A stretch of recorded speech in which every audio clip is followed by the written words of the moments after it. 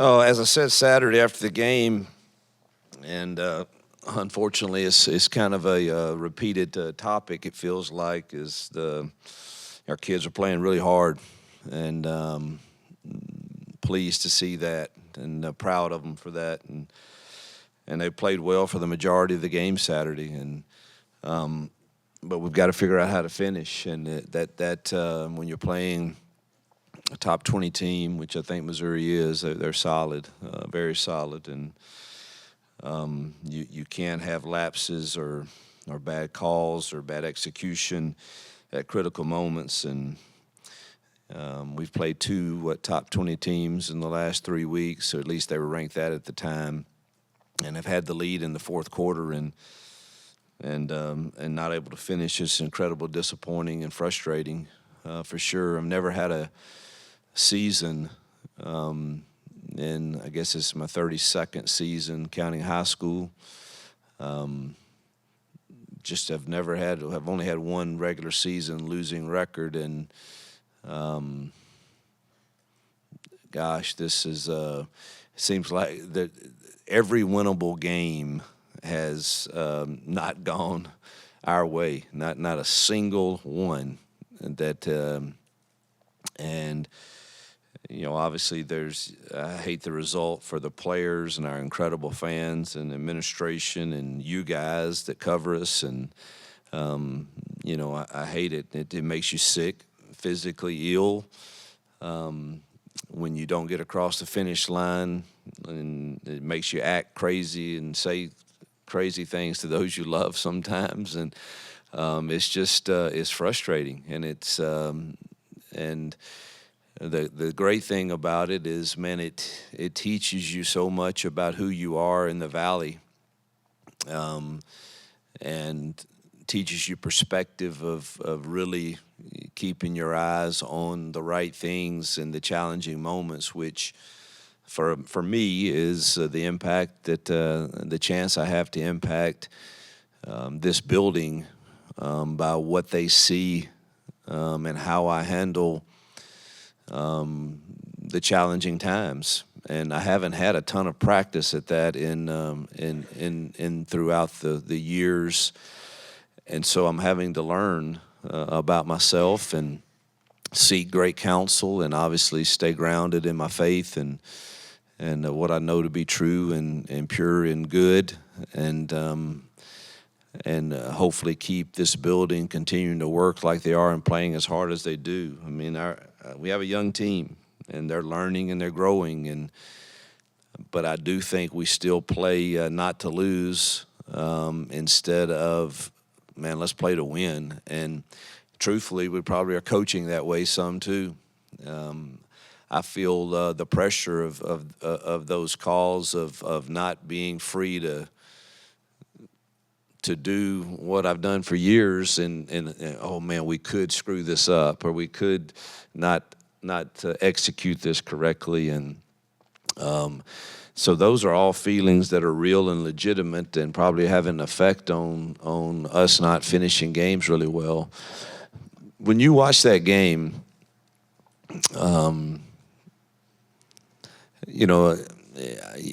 you look at three different drives to me, but we have a really good drive in the third quarter, and truthfully, it's a touchdown. And, I mean, the game's over, and we have to make that play.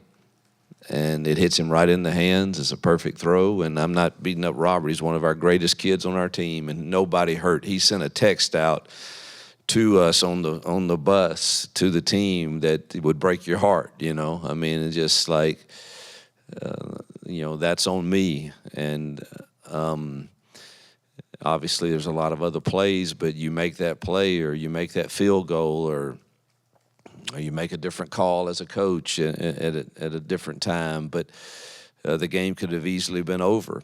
Defensively, I thought we played probably our most complete game, outside the 78-yard completion where we had rat coverage called, and it should just never be. I mean, we're just young, but we're right there, and it's a great call by DJ and them, and but yet they made a play.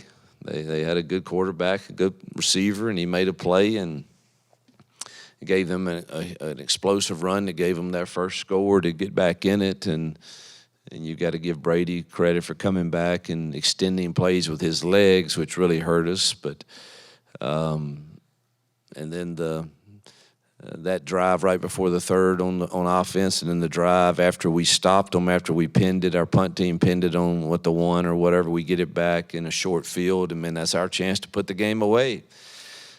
And we have a negative run on first down, and we just didn't execute it. You're giving it to your best guy and on his own play, and you got to give them credit. Their defensive front is good, but we didn't execute it very well either. And then we miss Rivaldo on a wide open. He had a little pressure on him. We didn't protect extremely well on that play. But, boy, if we could make that throw, that's a game changer. And then I think throws a little high for Sam on the third down play, which I think he was going to run for a first there. And we just don't make any of them. And then, obviously, they have an 18-play drive to win the game, and we were absolutely gassed. And DBs, the young ones who had played pretty well at keeping everything in front of them most of the game, man, they got tired in that, and your technique went from like watching it yesterday with the defensive staff, it's just, the same call was executed 3 times perfectly in the first half, and my alignment that's supposed to be just outside tip or just inside tip, all of a sudden in this 18-play drive with the game on the line, everything changed in the way we went about technique and playing it, and we did get gassed too up front and couldn't get any pressure, and so that's really the game in a nutshell in my eyes. And it's just frustrating. I've said it before. I remain confident in the staff and our players, and just continue to trust the process of what we're becoming through the challenging times. And hopefully the results will start to show sooner than later. I know they're coming, and no one wants to see the Auburn family and our players get to enjoy that more than myself.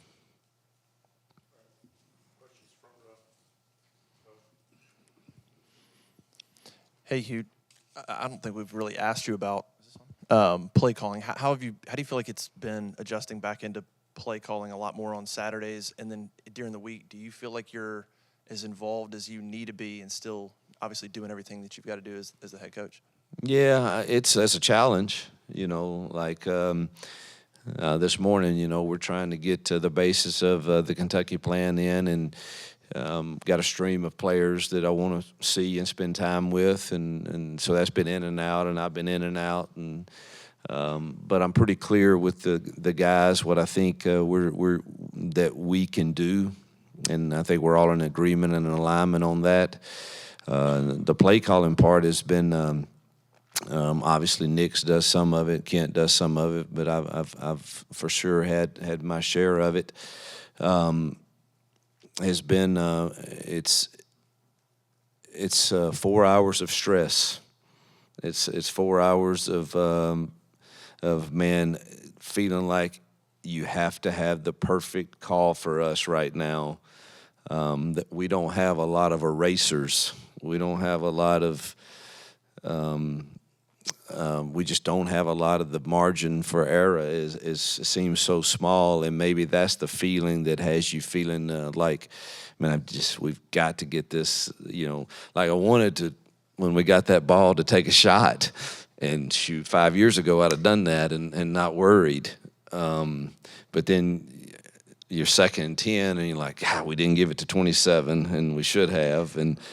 But then we give it to 27, and we don't execute it exactly right, and there Ian made a great play, and you're in 2nd and 12. But it's a challenge to recruit your current roster, to help work on the offensive game plan. Thank God I've got guys I trust on the defensive side, because if I had to do anything more over there, it definitely wouldn't be enough time in the day. And then this profession has gotten to where you feel like you're lifting weights, and there's an added 45 dumbbell like every other day possibly with something else, whether it's the transfer world or an academic or a discipline issue or a family issue that a kid's having, and when you're a relational staff like we are, they feel the comfort level to let me go see Coach Freeze, and so it is a lot. But I enjoy being a part of trying to figure out how to get this offense, along with Coach Nix, Coach Austin, Coach Davis, Coach Thornton, and all of the guys that are in there, our analyst crew, to be efficient and to find a way to put games away. And really felt like we had one of our better drives of the year that end of the third quarter, and just got to finish that drive, and the game probably is over. After the first series, we saw D. Wade at left tackle the whole rest of the way. Do you expect that to be the case moving forward? Yeah, we'll continue to look at that this week. The movement stuff that has started to happen against us because we were really good at getting into correct runs against fronts for several games, so everybody's trying to do pattern what others have done, and we had a couple. Well, Percy struggled with it in all reality, and first play of the game, we should have a completion for I don't know what. Dre would have caught it and tight turned, and 10 yards, let's say. And we just totally, the movement messed up Percy, and he just totally kind of didn't block anyone, and the guy sacked us. And I love Percy, and we're going to continue to work with him. The movement it's giving him some problems, and we just didn't. We felt like we would be a little more sound with the other crew in there if that was going to be their game plan. Coach, you talked about after the game they were able to take the RPO game away from you. Can you, in your words, describe how they were able to do that, and what's your pivot? When teams try to do the same thing to you in the future.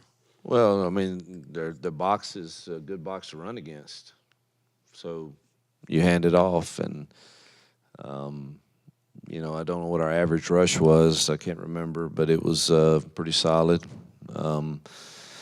So that is the answer. I had a feeling, they were going, window those safeties pretty deep and play some outside tip coverage on our single guy to the boundary. And but again, they can't do that and still have you outnumbered in the box. And so I thought we were pretty effective at running it most of the day.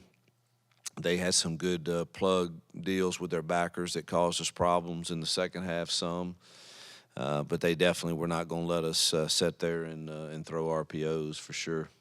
So you got to be able to run the football.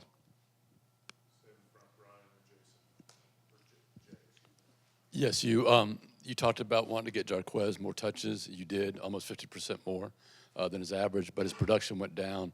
When you dig into it, why was that the case? Well, they're pretty dang good. That's a very mature defensive front, and I think they're really, really solid. And outside the one game of the A&M game, I mean, their stats are they're top 3 or 4 in like everything. So it's a really good defense that not many people have just shredded. So.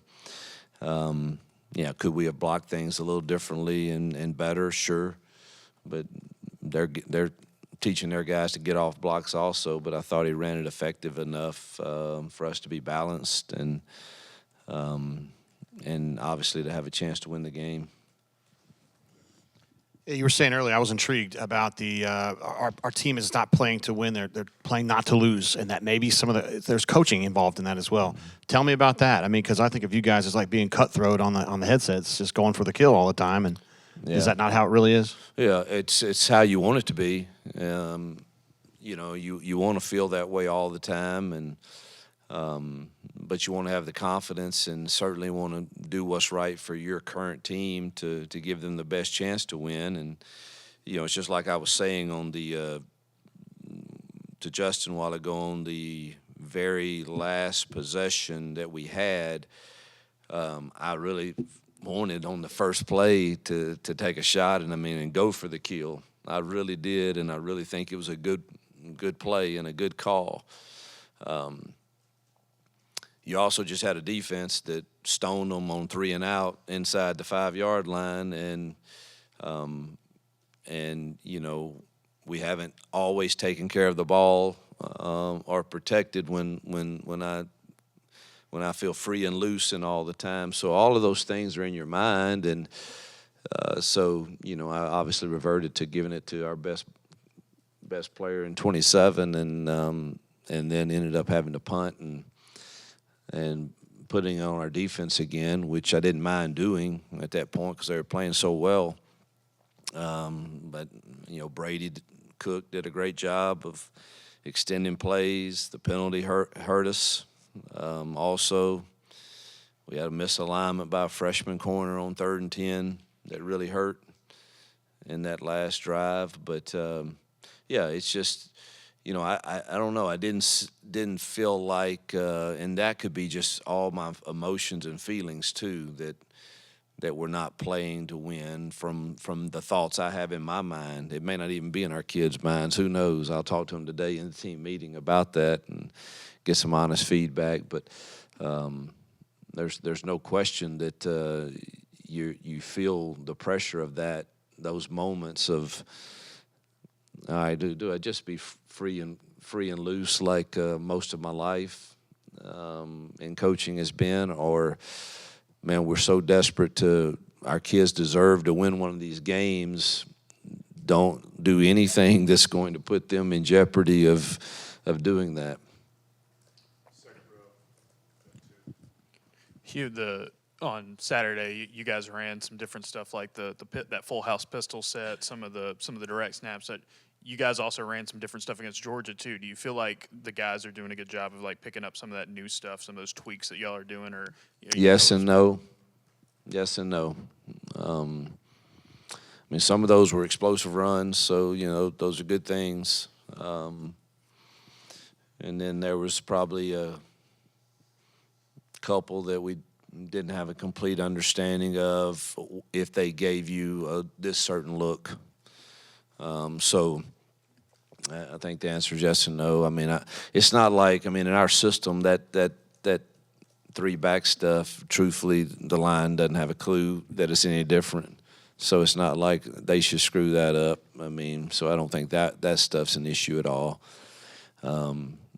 It's probably when you're having a new formation or a new motion or something like that may be a little much. But I didn't think any of all the new stuff that we kind of put in seemed to be pretty successful. Towns has struggled the last few ball games. How close is Alex for you to be? Yeah, we were. Should we have another opportunity within the 35-yard range, we were gonna give Alex that shot. He felt like he told me he felt like he could do that. So we're close to thinking on that. We'll see how the week goes. Again, we're excited about Towns and his future and his talent. But we need to make those. Those are critical moments that keep our momentum up and us feeling good and us feeling like, man, we're finding ways to win the game.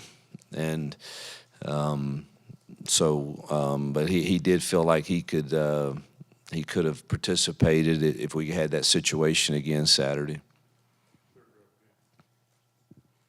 Kentucky's been pretty up and down this season, but the defense has been one of the best in the conference. What have you seen from them? And what are the biggest challenges you think that unit's going to bring to you guys on Saturday? Yeah, first, Coach Stoops, I think, is one of the best in the business. I think he gets more out of his teams year in, year out than most coaches do. And so give him a lot of credit and like him as an individual and does a great job coaching. But this defensive front, it starts there, and they're the real deal. Zero's probably a top 15 pick in the draft. 8's pretty dang salty too. The backers are really, really talented. They can run in the secondary. It's one of the better defenses we've seen.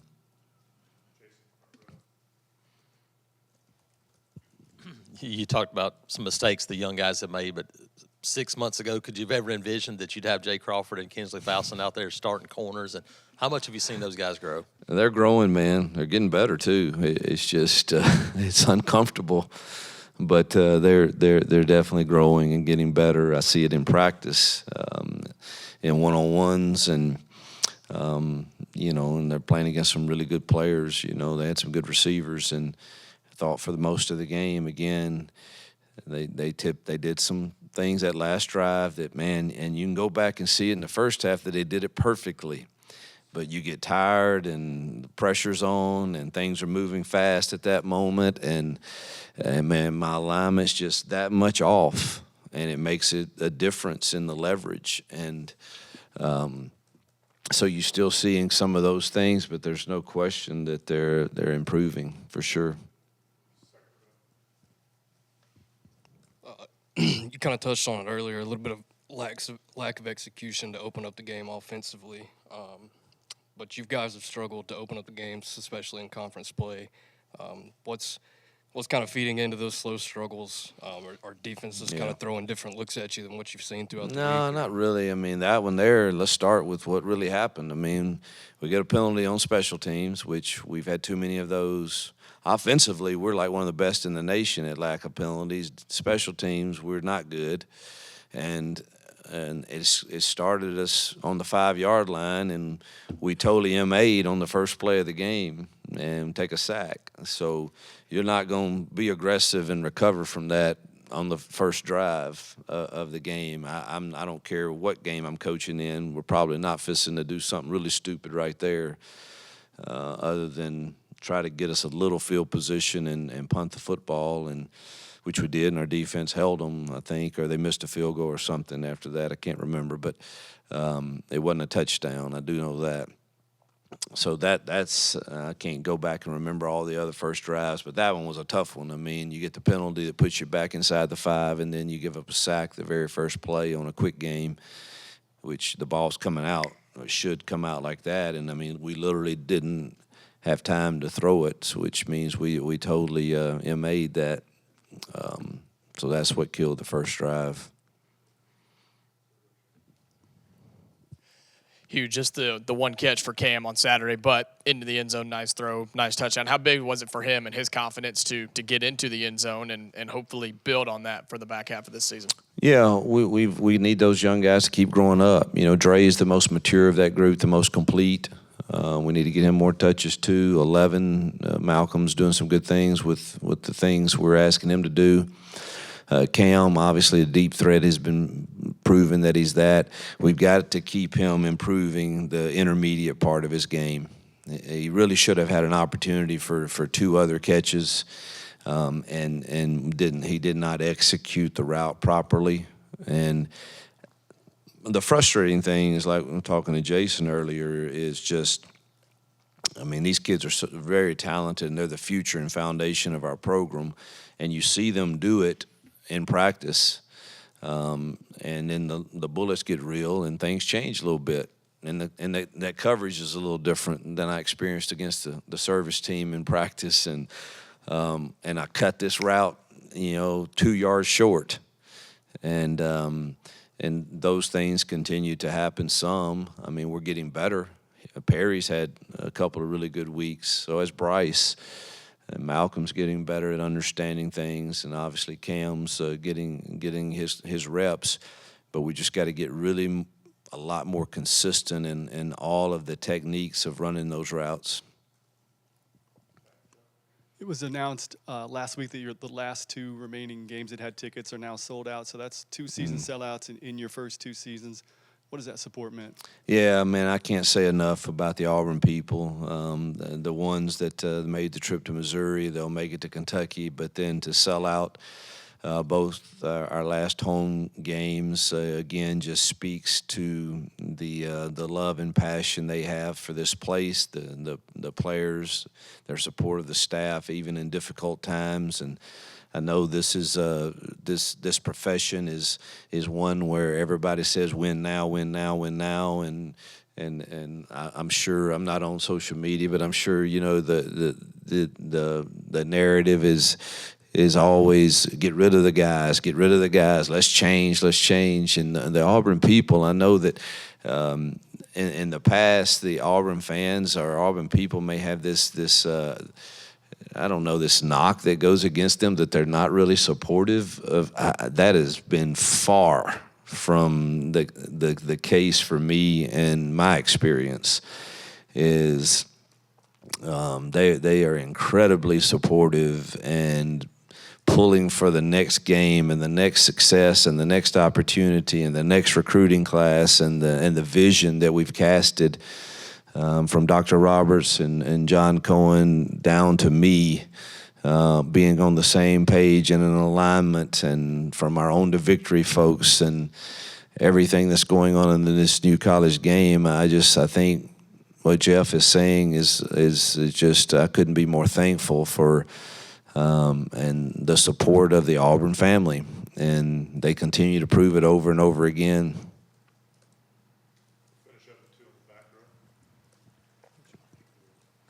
Coach, you've talked about the pressure, the stress, and it's only going to ratchet up with the games going by and a handful of them left. Not a simple question, I guess, but how do you get to playing freely, and is there a path to being that team that takes that shot again as the season goes on? Yeah, that's a great question, and let me say, I may have described it imperfectly, sort of like I do a lot of things sometimes. It's not, man, I don't mind the pressure. I don't mind any of that. I just want to do the right thing for your kids at the right moment. And I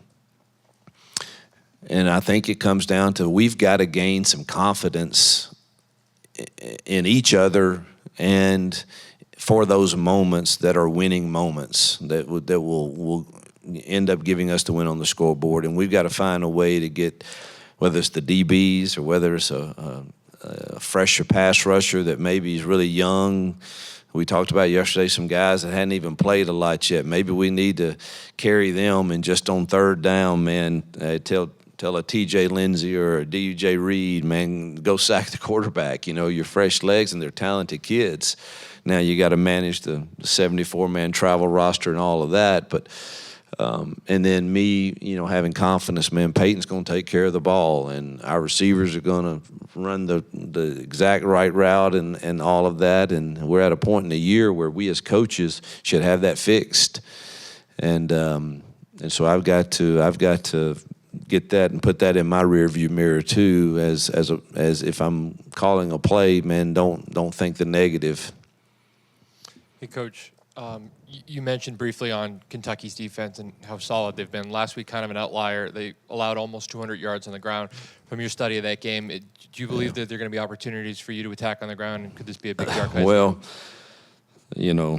I know Coach Stoops. He will not be happy with their performance, and they will be working on fitting the run this week like they have every other game. I mean, that is a total outlier, which it happens in college football. You're coaching kids still, and it's just that hasn't been the case. If you go look at the rushing stats against them on all the other teams, Georgia included, all of them, they're not that.